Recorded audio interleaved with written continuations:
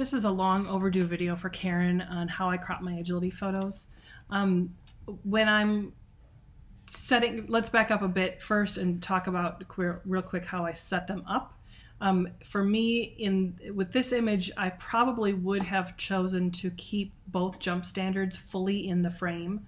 So that would kind of, what I would do is probably center the jump so it was about the same amount of space on one side of the jump stand, on one side of the left as there is on the right side of the right.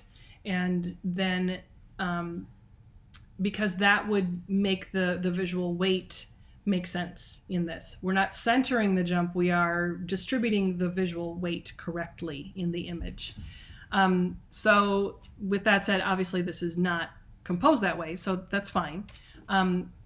Generally, well, when we're cropping agility photos, we have to take the visual weight of the obstacle that the dog is doing into account when we're cropping. So because we don't have the full jump standard over here, we're going to need to crop it a little tight and take that out completely rather than kind of leaving it hanging on the edge there, rather than letting it be kind of a distraction. So let's crop it really quick, and I'm going to do that. I don't want 4x5. Please don't do that to me. 2x3. Thank you.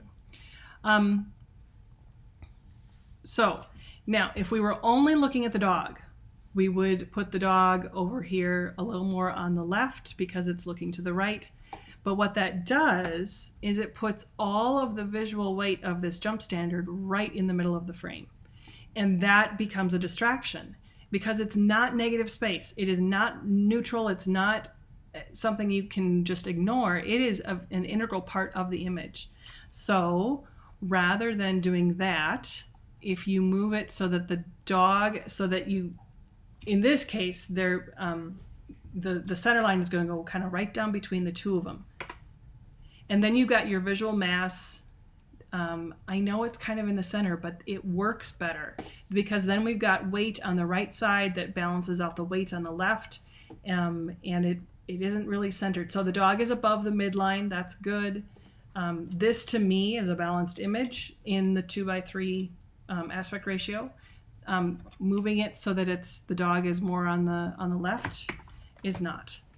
And yeah, I would probably crop it that tight. If you want to make it a little wider, I don't know that you gain anything. You'd have to go all the way to keep the bottom of the jump standard, and then we're talking about just too much visual clutter.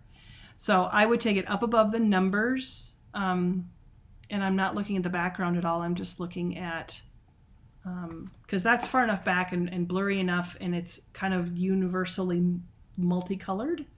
I don't know if that makes sense. But that clutter doesn't bother me because it's blurry enough. It's not an intrusion. The numbers down here at the bottom of the, to number the course, those are kind of, because they're in focus, those are more visual clutter to me. So if I were just straight up cropping this, that's how I would crop it. So I don't know if that makes sense in terms of, you can't just look at your subject. You have to look at the equipment itself as well and use that in your mental calculation of the visual weight. So I hope that makes sense. Please ask if you have more questions, and I'm happy to answer.